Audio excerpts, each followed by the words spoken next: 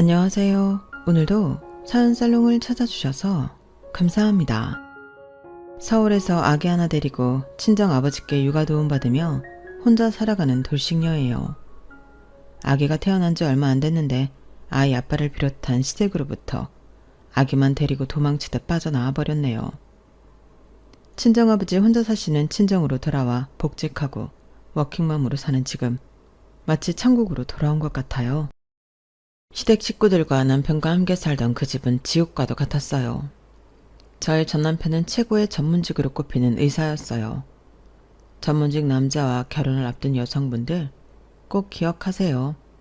그 남자가 개천에서 용난 계룡남인지 아님 시댁에서 개원하는 걸 서포트 해줄 수 있는 집인지를요. 제 전남편은 흙수저 집안에서 태어나 순전히 본인만 공부 열심히 해서 의사가 된 계룡남이었어요. 그러다 보니 온 시댁 식구들이 남편만 쳐다보고 빨대꽂이를 하더군요. 저도 적은 월급이지만 안정적인 공무원이고 시댁 식구들에게 최대한 정성을 다하려 했어요. 하지만 가난한 시댁 식구들은 절 가족이라 생각하는 게 아니라 남편 돈 축 내는 식충이로 보더군요. 막장 시모와 개날라리 신우 셋과 함께 살던 시댁은 거대한 불구덩이 같았어요. 계룡남이 남편과 결혼한 지 3년 된 저까지 불구덩이로 끌어내리려고 하더군요. 다시 생각만 해도 너무 싫어서 소름이 다 돋네요. 둥글둥글하고 순한 성격이라 웬만하면 다 좋게 넘어가려던 제가 이렇게 입에 거품을 물고 이혼한 걸 보면 얼마나 막장 시댁인지 상상이 되시나요? 아무것도 모른 채 의사 남편과 결혼해서 학을 떼고 이혼하기까지 지난 3년간의 썰을 한 번에 풀어볼게요. 끝까지 함께 들어주시고 여러분께서 판단해주세요. 갓 낳은 아기 데리고 이혼한 저의 선택이 옳았는지를요. 먼저 저희 친정아버지는 태권도 선수셨어요. 아쉽게도 국제대회에서 입상은 못하셨지만 돈 없는 집에서 못 먹고 못 배운 실력으로 그 정도면 엄청난 실력이었다고 생각해요. 늘 가난한 동네에서 없이 살다 보니 제 주변에는 다 못 사는 사람뿐이어서 세상 사람들이 다 허리띠 졸라매고 사는 줄 알았어요. 저희 엄만 식당에서 일하셨는데 저와 제 친오빠 이렇게 두 자녀를 먹여 살리기 위해 밤낮으로 일하셨던 것 같아요. 저희 아빠가 태권도 도장을 운영하셨는데 그게 부침이 좀 심했거든요. 아빠가 입에 발린 소리 하시며 영업을 잘하는 스타일도 아니셨고요. 우후죽순으로 늘어나는 태권도 도장끼리 경쟁하느라 아빠는 늘 맘졸이며 투잡, 쓰리잡을 뛰셨던 걸로 기억해요. 그렇게 네 식구가 똘똘 뭉쳐 한 칸짜리 방에서 고된 생활을 했어요. 현실적인 돈 문제 때문에 우리 집은 한 푼이라도 더 모으기 위해 투쟁하는 합숙소 같은 느낌이었죠. 저와 오빠도 어릴 적부터 맨날 남이 버린 옷과 물건들만 쓰고 아끼며 사는 게 습관이 되었어요. 그렇게 몇 년을 살다 보니 제가 초등학교를 졸업할 때쯤엔 통장에 돈이 좀 모였나 봐요. 드디어 방 2칸짜리 전세로 이사를 가게 되었어요. 무려 아파트로 말이죠. 이사간 당일 아직 짐을 다 풀지도 않은 채 엄마 아빠가 시장에서 통닭 한 마리를 사오시더군요. 돈 아낀다고 가족끼리 생일 케이크도 한번 안 사 먹어봤는데 아파트에 이사 온 기념으로 통닭 사서 생전 처음 가족 파티를 했네요. 자, 엄마가 손이 작아서 한 마리밖에 안 사왔는데 나한테 쓰니 너희들 실컷 먹어. 여보, 자기도 닭다리 하나 잡고 뜯어. 찢어지게 가난한 남편 만나 지금까지 고생하고 살았으면 이 정도 호강은 해도 되지 뭐. 이제 전세지만 아파트로 이사도 왔고 우리 부부도 좀 누릴 거 누립시다. 백날 첫날 생고생만 하다가 늙어 죽으면 얼마나 억울하겠어? 안 그래? 아빠는 엄마에게 이렇게 농담하며 닭다리를 하나 건네주셨어요. 그런데 그 닭다리가 엄마의 처음이자 마지막에 호강이 될 줄은 꿈에도 몰랐죠. 엄마는 처음 살아보는 아파트가 너무 쾌적하고 좋다면서 통닭을 다 드시지도 않은 채 연신 바닥을 걸레질하시며 닦고 또 닦았어요. 그러다 엄마가 갑자기 윽 소리를 내시며 가슴을 부여잡고 쓰러졌어요. 엄마 왜 이래?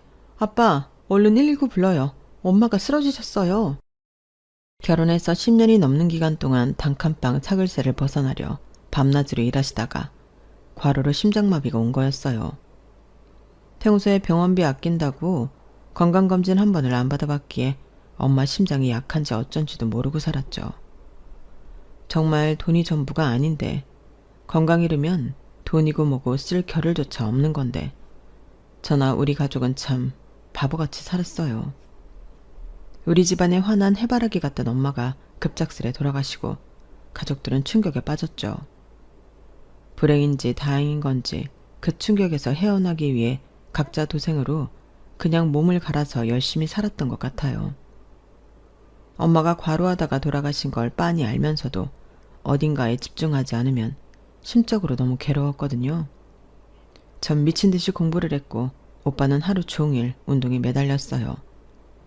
아빠는 태권도장 운영과 더불어 주말이면 투잡, 쓰리잡을 뛰셨어요. 하루는 오빠가 학교에서 놀림을 받았다며 아빠에게 하소연을 하더군요.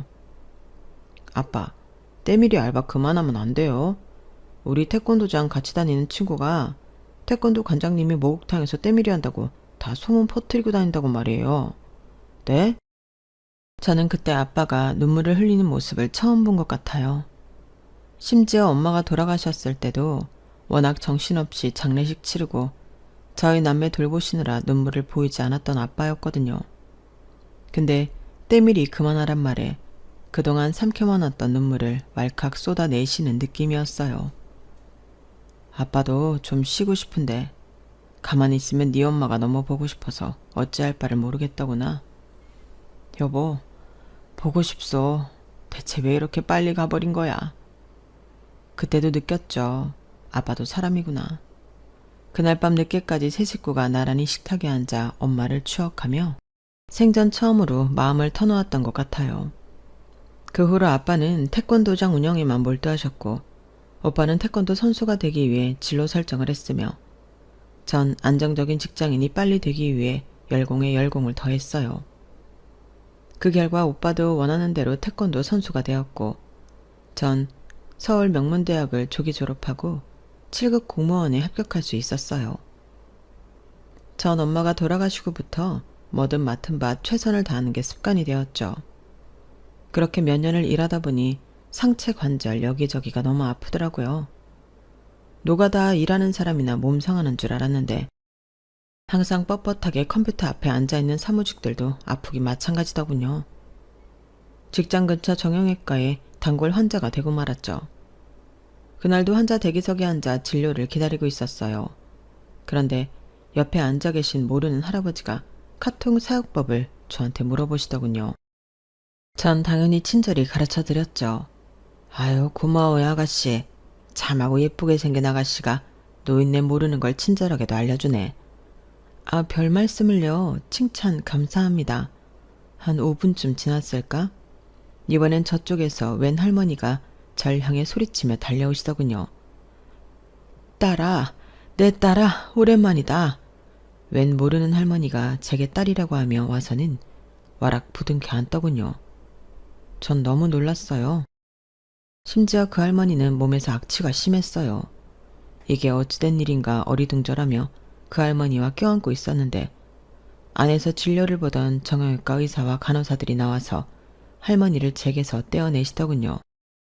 아이고, 제가 다 죄송합니다. 치매 걸린 할머니 환자분이신데 따님으로 착각했나 봐요. 현재 딸하고 연락이 안 되신다고 하네요. 가족으로부터 버림받아서 충격이 큰가 봅니다.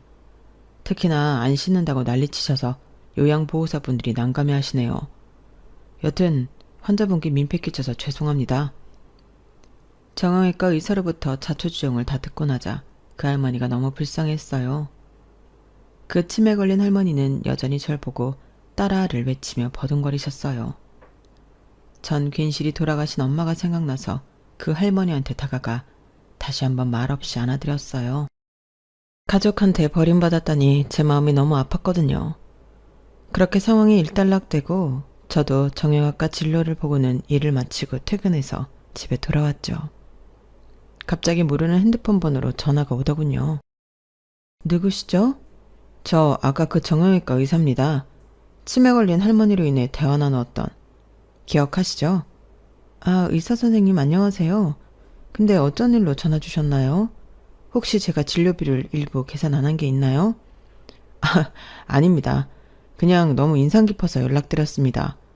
실례를 무릅쓰고 진료 기록 보고 연락처 알아내서 전화해 본 거예요. 전화 받아주셔서 고맙습니다. 실은 전부터 인상 깊게 봤어요.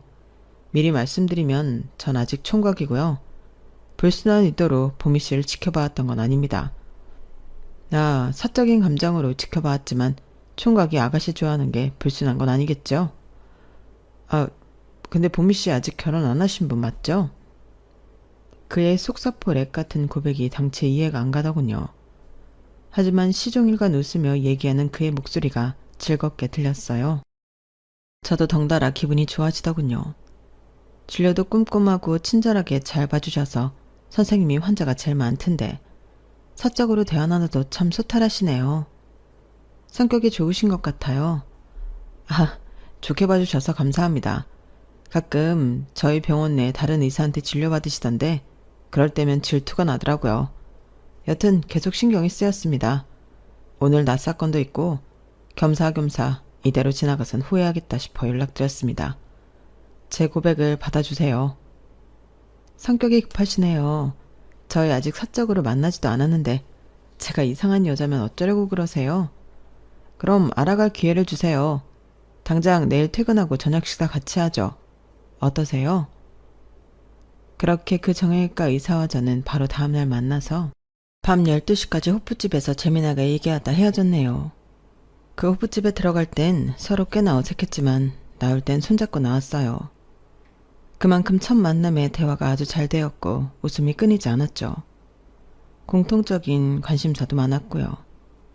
그리고 솔직히 털어놓자면 키 180 넘고 얼굴도 잘생긴 훈남 의사가 제게 스트레이트로 호감을 표현하는데 안 넘어갈 여자가 몇이나 있을까요? 그 남자의 이름은 박의상. 이 사람과 전 그날부로 커플이 되었죠. 이런 식으로 공부했으니 명문대 의대생이 되었겠구나 싶을 정도로 저와의 관계에 있어서 저돌적이었어요. 진짜 추진력 하나는 짱이었죠. 결혼 얘기까지 나오는데 몇 달 걸리지도 않았네요. 그런데 딱 하나 걸리는 게 있었어요. 바로 그의 가족들이었죠. 박이상 이 남자는 위로 누나 셋이 있었고 일찍이 홀로 된 홀어머니와 함께 살고 있었어요. 누나들은 모두 시집갔지만 하나같이 남편들과 사이가 안 좋다며 이혼 얘기가 오가는 중이라더군요. 그래서 그런지 뻔질나게 친정을 드나들었어요. 누나 셋과 홀어머니가 합심하여 마치 저와의 데이트를 방해라도 하려는 듯 맨날 불러대더군요. 분위기 잡고 뒷골목 아무도 없는 곳에서 뽀뽀라도 해볼락 하면 느닷없이 전화벨이 울렸어요. 여보세요? 큰 누나? 집에 온 거야? 또 매형이랑 싸웠다고? 육탄전을 벌린 거야? 아휴, 애들도 있는데 성질 좀 죽이지 그랬어. 어디 다친 데는 없고? 정형외과 전문의인 남동생이 우리 누나 다친 데 없나 한번 봐줘야지 뭐. 지금 곧 갈 테니 조금만 기다려. 아니, 누나가 남편하고 치고받고 싸웠다고? 그걸 어떻게 아무렇지도 않게 얘기해? 평소에도 그래? 그게 일상이라 이제 나도 아무 느낌이 없네. 여튼 당장 집에 가봐야겠어. 자기야, 정말 미안해. 우리 내일 또 한번 분위기 잡아보자고. 빠이빠이. 그랬던 케이스가 어림잡아도 한 30번은 넘는 것 같아요. 한 번은 너무 열이 받아 남친한테 불같이 화를 내기도 했죠. 지금 장난해? 나랑 데이트 중에 또 쪼르르 집에 가겠다는 거야? 이번엔 몇 번째 누나가 남편하고 싸웠다는 거야? 자기 누나들은 다 쌈딱이야? 매번 이래놓고 나한테 결혼하자고 했던 거야? 어디 무서워서 결혼을 하겠어? 닭이 부리로 지렁이 쪼듯이 자기네 식구들이 날 쪼아 먹는 거 아니냐고. 이 정도로 소리치며 화냈으면 남친도 반격할 줄 알았어요. 사실 이별할 각오까지 하고 분풀이 한 거였거든요. 근데 남친의 반응이 절 머쓱하게 하더군요. 자기야, 정말 미안해. 내가 이렇게 무릎 꿇을 테니 한 번만 용서해줘. 난 자기랑 꼭 결혼하고 싶어. 우리 엄마랑 누나들 다들 가난하게 자라고 가난한 매형들 만나 고생하는 사람들이라 거칠게 변해버렸나 봐. 원래는 진짜 여리고 심성 곱고 착한 사람들이야. 너무 불쌍하잖아. 그나마 우리 집에서 가장 성공한 내가 걷어줘야지. 안 그래? 자기도 어렸을 때 가난했었다며. 내 심정 알겠지? 남친의 사슴같이 큰 눈망울에 눈물이 가득 고여 저한테 빌고 또 비는데 제가 오히려 미안해지더군요. 결혼 전에 아주 냉철하게 판단했어야 했는데 그때 당시엔 저도 완전히 남친한테 퐁당 빠져버려 아무것도 보이지 않았네요. 남친은 절 얼른 자기네 집에 데려가 인사시키고 싶어 했어요. 그동안 결혼하고 싶어서 어떻게 참았는지 엄청난 추진력으로 밀어붙이더군요. 저도 남친을 사랑했기에 거의 다 그의 제안대로 따랐던 것 같아요. 조신하고 깔끔하게 차려입고 예비시댁에 갔죠. 표면상으로 현재 그 집엔 남친과 예비시모만 살고 있었기에 시모 선물 정도만 챙겨갔어요. 그런데 막상 도착하니 현관에 웬 신발이 엄청 많이 있더군요. 누나들과 조카들까지 총 출동했더라고요. 그런데 어느 하나 절 반겨주는 이가 없었어요. 다들 쫙 찢어진 눈으로 팔짱 끼고 절 노려보고 있더군요. 안녕하세요. 김봄이라고 합니다. 처음 뵙겠습니다. 형님들도 다 와 계신지 모르고 어머님 선물만 좀 사왔네요. 꽤 큰 과일 바구니니 이따 부엌에서 제가 깎아올게요. 야, 장난해? 벌써부터 어디서 형님이래. 우리가 널 올케로 받아들일 것 같아? 그리고 우리 집안 대들보를 통째로 뽑아간다면서 겨우 과일 바구니 딸랑 들고 와? 듣자하니 집, 차, 병원 개원하는 비용 중에 하나도 안 해온다면서. 의사 남편을 가지려면 물질적인 희생을 좀 해야 하는 거 아니야? 의상이 누나로서 나 이 결혼 용납 못해. 합당한 돈을 가져오라고. 돈. 남친 둘째 누나로부터 첫 대면에 야소리에 돈 가져오라는 소리를 듣자 하니 머릿속이 하얘지더군요. 사람으로부터 이렇게 심한 모욕을 당한 건 생전 처음이었어요. 그나마 옆에 있던 남친이 말려줘서 거실로 겨우 입장할 수 있었죠. 둘째 누나, 자자 진정하고 내 말 좀 들어봐. 내가 개원할 때까지 돈 아끼기 위해 결혼은 우리 집에서 엄마랑 몇 년만 학가하기로 했어. 그리고 봄이가 그동안 일하면서 모은 돈도 가져오기로 했으니 너무 뭐라 하지 마. 봄이 놀라겠다. 예비시모도 한성갈 하는 사람 같았어요. 박 의상이 헛똑똑이야. 널 사위 삼겠다는 부잣집 딸내미들이 줄을 섰는데 어디서 저런 가난뱅이 버러지를 데리고 오냐? 아유, 내 팔자야. 네가 정형외과 개원하려면 당장 몇 억이 필요한데 며느리 덕 좀 버리고 했건만 진짜 천년이랑 결혼할 거냐? 이대로 있다간 정말 안 되겠더군요. 예비시댁 식구들의 기가 보통이 아니었어요. 저도 결혼 파토낼 각오하고 할 말은 해야 할 것 같았죠.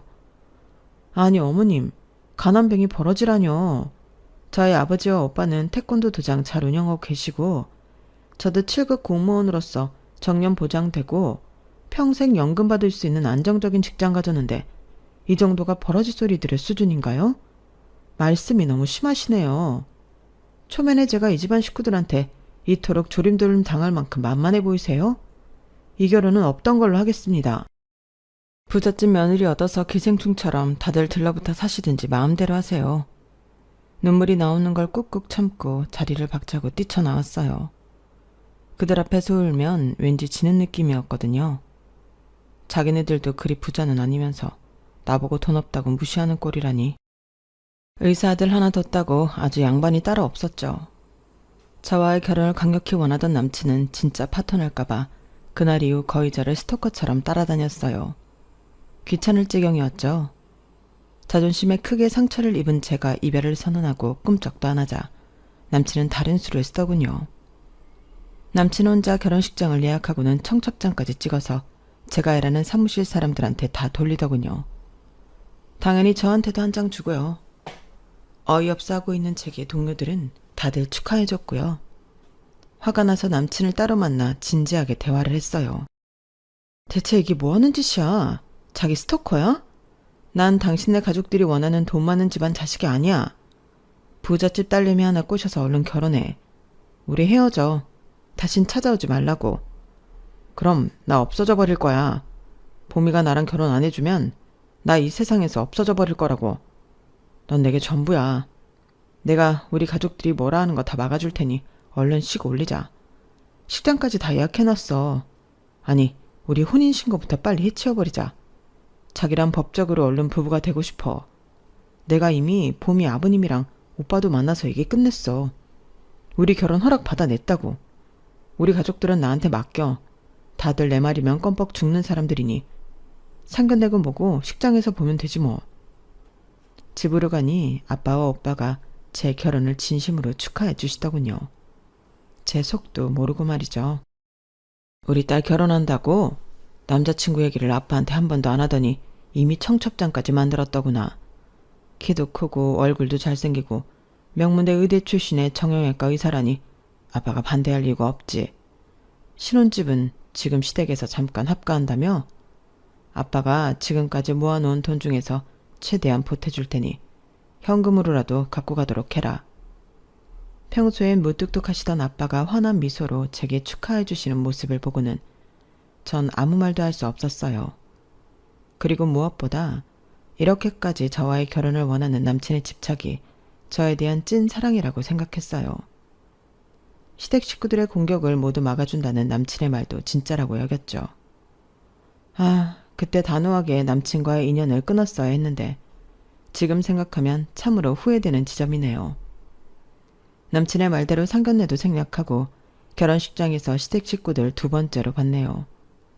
그런데 신부 대기실에서 신부 입장하기 전에 또 작은 소동이 벌어졌어요. 갑자기 우리 고모가 너무 당황해 하시더군요. 봄이야. 내 보석들이 든 가방이 통째로 없어졌어. 당장 경찰이라도 불러야겠어. 고모가 예전부터 하던 루비 반지랑 다이아랑 진주 목걸이 등등. 너 알지? 그거 다 합치면 1,000만 원도 넘는데 이를 어쩌니?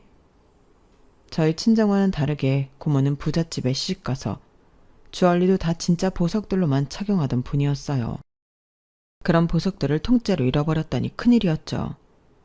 제 결혼식에서 발생한 일이었기에 신부 입장 전 얼른 수습해야겠다 싶어 경찰을 불렀어요. 바로 CCTV까지 확인했지만 CCTV 사각지대에서 벌어진 일이라 경찰도 절도범을 찾지 못했죠.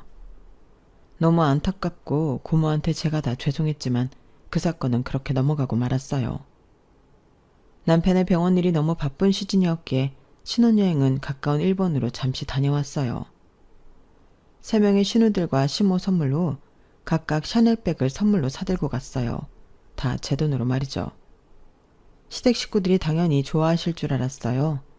근데 제 예상은 완전히 빗나갔죠. 야, 샤넬백 정도로 퉁치고 넘어가려고 했어?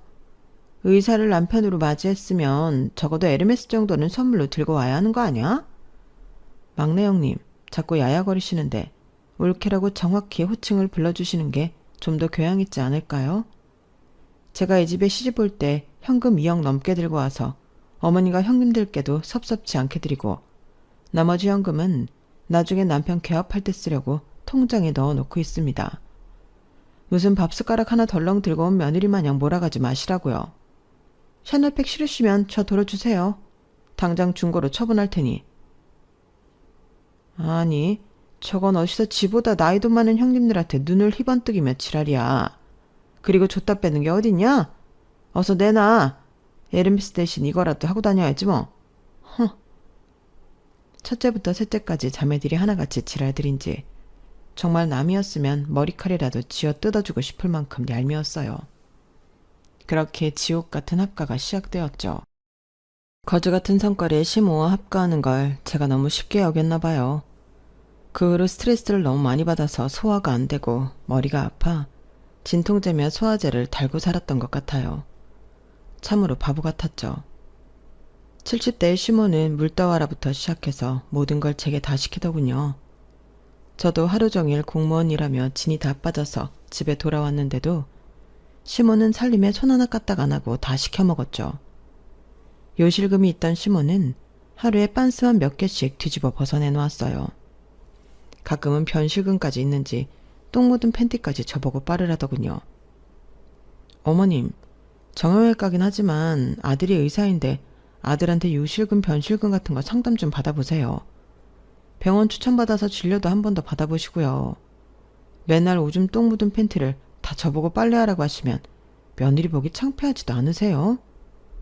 야 이년아, 진짜 보자 하니 어른한테 못하는 말이 없구나. 넌 뭐 안 늙을 것 같냐? 평생 젊을 것 같냐고. 너도 나중에 똥오줌 지리는 날이 올 거야. 잔말 말고 빨아. 손빨래 팍팍 해서 얼룩 다 치우란 말이야. 지금 어머님 나이 들었다고 뭐라고 하는 거예요? 손발 멀쩡하시면 이런 건 며느리인 저한테 시키지 마시고 직접 하세요. 저도 비이성해서 더 이상 빤스는 못 빨겠네요. 게으르기만 하고 무지 까다롭던 시모의 비위 맞추기가 힘들게 어질 때쯤 첫째 시누이가 이혼했다며 애 둘을 데리고 시댁으로 들어왔어요. 돌아버리겠다군요. 여기 방 3개니까 나랑 애들이랑 작은 방 하나 써도 되지? 나 남편이랑 이혼했으니 다른 남자들이랑 소개팅도 해야 하고 바쁠 것 같으니 올케가 주말마다 애들 좀 맡아줘. 네? 이혼을 하셨다고요? 갑자기 왜요? 아니 남편이 새삼스레 내가 정가 가지고 비아냥대잖아. 깜빵 들락날락거리년이라나? 참네. 모르고 결혼한 것도 아니고 본인도 어릴 적부터 깜빡 드나들기를 밥 먹듯이 했으면서 말이야. 전 제가 잘못 들은 줄 알았어요. 얼굴은 곱상하게 생겨서 깜빵? 너무 놀라서 동공지진이 일어났죠. 따로 남편한테 물어봤어요. 큰형님이 정가 기록이 있어? 감옥 갔다 왔냐고. 미리 말 안 해서 미안해. 오래전 일이라 까먹고 있었네. 까먹을 게 따로 있지. 그런 걸 나한테 얘기 안 하면 어떡해. 대체 무슨 죄로? 몇 개월이나 교도소에 있었던 거야? 몇 번째 전과 말하는 거야? 누나 사기랑 절도 출범이라 좀 여러 번 왔다 갔다 했어 감옥. 날라리인 줄은 알고 있었지만 사기에 절도까지 7범이라니. 갑자기 큰 신우가 무섭기까지 하더군요. 그 후로 뭔가 제 귀중품 보관을 좀 더 조심하게 됐죠. 큰 신우와 조카들이 시댁에 얹혀 살았어도 자잘한 살림은 다 제 몫이었어요. 그날도 큰 신우 방까지 쓸고 닦고 하고 있었죠. 그런데 어디서 낯익은 복주머니가 보였어요. 밑에 이름이 이니셜로 조그맣게 적혀있길래 확인했더니 우리 고모 이니셜이었고 그 안에 들어있는 보석들은 어릴 적부터 봐오던 고모의 주얼리들이 확실했어요. 그럼 그때 결혼식장에서 고모 주얼리를 훔친 사람이 바로 내 큰 신우? 그때부터 손발이 달달 떨리기 시작하더군요. 결혼 후 다른 남자 만나러 다니느라 정신없던 큰 신우가 집에 도착하자 붙잡고 따져 물었어요. 이 복주머니 이거 어디서 난 거예요? 우리 고모 것이 확실한데? 결혼식장에서 훔친 거예요? 아 이거 그냥 누가 화장대 위에 놨길래 내가 갖고 온 건데? 뭐야 지금 내가 훔쳤다고 의심하는 거야? 그때 경찰 오고 난리 났었던 거 다 봤으면서 진짜 뻔뻔하네? 또 깜빵 가고 싶어요? 당장 경찰에 신고할 거예요. 그때 옆에 있던 남편이 전화기를 들고 신고하려던 절 말리더군요. 제발 진정하고 내 말 좀 들어봐. 지금 또 누나가 깜빵 가면 조카들은 누가 키우겠어?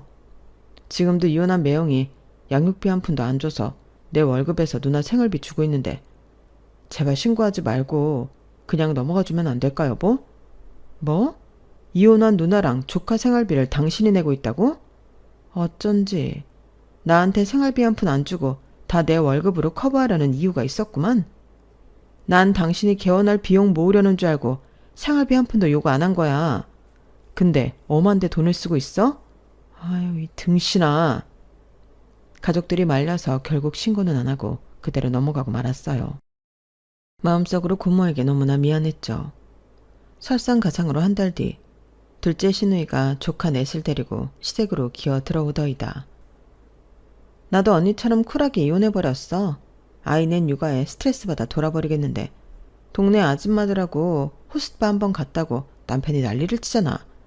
지는 룸사롱이며 노래방 도우미며 맨날 여자들이랑 뒹굴면서 말이야. 아니 둘째 형님, 저희도 시댁에서 신혼살림하고 있긴 하지만 여기가 방 3개짜리 30평 아파트인데 아이 4까지 데리고 여기서 어떻게 다 같이 지내시려고요? 거실에서 자면 되잖아 올케. 너무 싫은 티 팍팍 내는 거 아니야? 기분 잡치게. 곧 방 얻어서 나가줄 테니 걱정 말라고. 이 집 식구들은 죄다 구라쟁이들인지 얼마 뒤 나간다는 둘째 시누이는 계속 거실에서 지내더군요. 맨날 속 끓이고 있는 제 눈치를 살살 보던 남편은 저와 단둘이 여행을 한번 가자고 권유했어요. 가까운 제주도로 다녀왔는데 여행 내내 머릿속엔 시댁에서 탈출하고 싶다란 생각뿐이었죠. 여행에서 돌아와서 얼마 지나지 않아 남편에게 분가를 제안했어요. 나 이대로는 못 살아. 당신 당장 핸드폰 켜고 통장 내역 까봐. 얼만큼 모았어? 내가 모은 거랑 합쳐서 우리 원룸이라도 얻어서 나가자. 그런데 제 두 눈으로 확인한 남편의 통장 내역은 처참하더군요. 남편은 페이닥터 치고는 비교적 많은 월급인 세후 1,800만 원을 받고 있었어요. 그런데 현재 통장 잔액은 300만 원이 전부이더군요. 이게 다 뭐야? 지금 당신 재산이 300이 전부야? 어서 내역서 다 보여줘, 어서. 남편은 그동안 매달 시모와 신우 3명에게 무려 1,600만 원씩을 바치고 있었어요. 본인은 200만 원으로 식비며 용돈, 유흥비 등으로 쓰고 있었던 거죠. 그러니 돈을 모을 수가 없었고 덕분에 시모와 신우이들은 직업 하나 없이 남편과 이혼하고 아이들 키우며 잘 살 수 있었던 거였어요. 피가 거꾸로 서는 것 같았죠. 내 쥐꼬리만한 공무원 월급은 살림살이하는데 다 들어갔는데 개업할 돈 모으라고 터치 안 한 남편 월급은 죄다 신우들과 시모에게 들어가고 있었다니. 더는 못 참겠더라고요. 이혼해. 다 필요 없어. 이렇게는 못 살아. 이게 무슨 결혼 생활이야. 노예 생활이 따로 없지 뭐야. 그것도 날 경멸하는 사람들과의 합숙 생활을 매일 하려니 나도 힘 빠져. 변호사 선임하고 이혼 서류 준비할 테니 당신도 대비해. 남편은 또 강하게 만류하더군요. 하지만 이제 더 이상 남편 얼굴도 마주하기 싫었어요. 그런데 참 하늘도 무심하시지. 지난달에 갔던 제주도 여행에서 덜컥 임신이 되어버렸어요. 속이 미식거려서 혹시나 하는 마음에 테스트기를 해보니 빼박 임신이었죠. 0.1초 동안 남편 모르게 아이를 치우고 그대로 이혼을 진행할까도 생각했지만 일단 남편에겐 알려야겠다고 생각했어요. 뭐? 야호, 너무 잘됐다. 우리 아기라니. 너무 예쁠 것 같아. 딸이든 아들이든 우리 꼭 낳아서 잘 키우자. 이혼 같은 건 없던 일로 하자. 자기야, 내가 다 미안해. 앞으로 누나들한테 생활비 주던 건 일단 반으로 줄일게.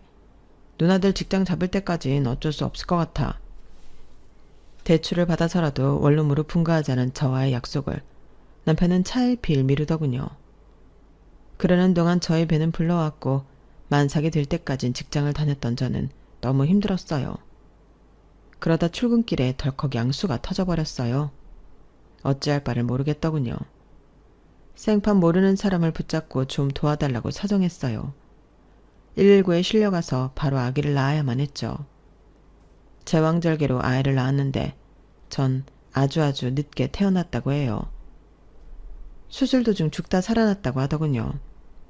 어쩐지 자궁뿐만이 아니라 몸 전체가 부서질 듯 너무 아팠고 왠지 모르겠지만 목소리도 다 쉬어서 아예 안 나왔어요. 친정 아버지께서도 마냥 제 곁에 잊을 수가 없었고 남편도 페이닥터이니 입원하는 내내 있어줄 수가 없었어요. 친정 엄마라도 살아계셨다면 이렇게 힘들 때 내 옆에 있어주셨을 텐데 너무너무 서러웠어요. 나오지도 않던 목소리로 병원 침대 난간을 붙잡고 한참을 울었네요. 하도 우니까 간호사가 옆에서 다독여주더군요. 시누이들은 당연히 코빼기도 안 비쳤고 시모만 잠깐 왔다 갔어요. 몸과 마음이 약해질 대로 약해진 저의 맘에 비수만 잔뜩 꽂아놓고 갔죠. 야, 너만 애 낳은 거 아니다? 이 세상에 애엄마들이 얼마나 많냐? 그렇게 침대에 누워서 편히 보내니 좋지. 얼른 일어나. 집 와서 살림해야지. 우리 집에 사람만 10명이 넘는데 네가 없으니 돼지우리가 따로 없구나. 아참, 이 말하려고 왔는데 깜빡할 뻔했구나.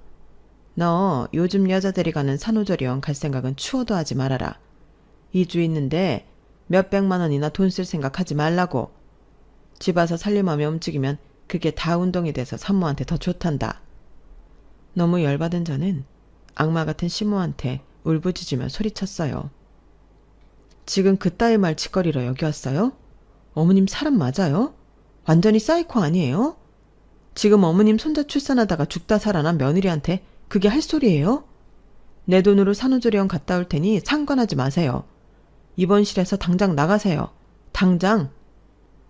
내 선택은 완전히 잘못된 거였어요. 애초에 하면 안 되는 결혼이었죠. 단순히 돈만 없는 시댁이 아닌 상식과 예절이 아예 없는 시댁 식구들이었죠. 제 기준으로는 사람처럼 안 보였어요. 그저 악마들, 의사 아들한테 돈 빼가는 개 버러지들로만 보였어요. 오히려 아기를 낳고 엄마가 되고 보니 저 혼자 키워도 충분하겠다는 생각이 들더군요. 어차피 남편에게도 정내미가 다 떨어졌거든요. 그 정점이 되는 사건이 얼마 후 발생했어요. 육아휴직을 하고는 집에서 갓난아기를 보고 있는데 남편으로부터 전화가 한 통 걸려왔어요. 여보, 셋째 누나가 이혼하고 기분 풀러 콘서트장 갔다가 애를 낳았대. 지금 당장 병원으로 좀 가줘야겠어. 아기는 우리 엄마한테 맡기고 말이야. 뭐? 셋째 형님이 애를 낳았다고? 이혼은 또 언제 했대? 거기 남편은 뭐하고 내가 병원을 가? 누나가 말하길 애 아빠가 누군지 몰라서 전 남편을 못 부른다네. 매형애는 아닌가 봐. 그래서 말인데 당분간은 당신이 애 좀 키워줘야겠어. 뭐? 지금 자기 뭐라고 했어? 우리 사랑이 낳은 지 얼마나 됐다고 나보고 애 아빠가 누군지도 모르는 조카를 키우라고? 제정신이야? 그럼 어떡해. 셋째 누나가 취업해서 직장에 다녀야 한다는데 산후조리도 제대로 못한 채 돈 벌러 직장 나가는 우리 누나가 불쌍하지도 않아 자기는? 순간 결심했어요. 아, 이 남자도 제정신이 아니구나. 이 남자랑 계속 살다간 내 명이 못 죽겠구나. 이 집 식구들은 날 사람이 아닌 노예로 보는구나. 탈출하자. 당장 이혼해. 진작 이결은 때려쳤어야 하는데 아니 아예 시작을 말았어야 했는데 사람인 줄 알고 상대했더니 이것들이 다 사람이 아니었네. 다 때려쳐. 병원이고 뭐고 당신 지금 당장 집으로 들어와. 밖에서 다 듣고 있던 신우들이 제 방으로 쳐들어와 다짜고짜 삿대질을 하더군요. 아니 옳게. 우리 막내 동생이 지금 애를 낳아서 좀 가보라는데 그게 그렇게 싫었어? 우린 아이들이 있으니까 못 가고 집에서 노심초사하고 있는데 아기 우리가 봐줄 테니 얼른 갔다 와. 뭐? 니네 애들만 소중하고 내 얘기는 아무한테나 맡겨도 되는 존재냐? 야 이년들아. 니네 막내 동생이 애 아빠도 모르는 아기를 콘서트장에서 낳았다는데 그걸 왜 올케인 나보고 가라는 거야. 그것부터가 벌써 또라이 짓이라고. 알아? 시모가 갑자기 내 뺨을 때리더군요. 이 미친 할매가 감히 내 뺨을 때려? 그때부터 시댁 식구들과 저의 육탄전이 시작됐죠. 전 태권도 선수 출신인 우리 아빠로부터 단연간 배웠던 태권도 기술을 가감없이 발휘했어요. 날라차기며 뒤돌려차기, 주먹 휘두르기 등등. 시모로부터 뺨을 먼저 맞았으니 이미 제정신이 아닌 상태로 다 때려 눕혔어요. 그때 남편이 들어오더군요. 남편한테도 싸대기를 쓰게 때리고 침을 확 뱉고는 아기와 함께 집을 나와버렸어요. 그 지옥 같은 소굴을 말이죠. 택시 타고 아기와 함께 친정으로 향하는데 이제 자유다 라는 말이 저도 모르게 터져 나오더군요. 그들은 지은 죄가 많고 뒤가 구린 사람들이니 이 사건에 대해 결고 넘어지진 않더군요. 저의 매운맛을 보여줬더니 이혼도 순순히 해줬어요. 그 후로 양육비도 매달 꼬박꼬박 주고 있고요. 친정 아버지께는 죄송하지만 제 인생에서 가장 잘한 일은 이혼이네요. 시댁에 더 있었다간 아마 스트레스로 이미 저 세상 사람이지 않을까 싶어요. 여러분께서도 너무 아니다 싶으면 과감히 인연을 끊는 게 정신건강에 좋지 않을까 싶어요. 물론 저의 케이스처럼 막장 시댁은 거의 없겠죠. 결혼 전에 눈 크게 뜨고 꼭 현명한 선택을 하시길 바랍니다. 제 이야기는 여기까지입니다. 모두 행복하시고 건강하세요. 여러분, 사연 댓글에 응원과 현명한 조언 부탁드려요. 좋아요와 구독은 저에게 큰 힘이 됩니다. 오늘도 좋은 일 가득하세요.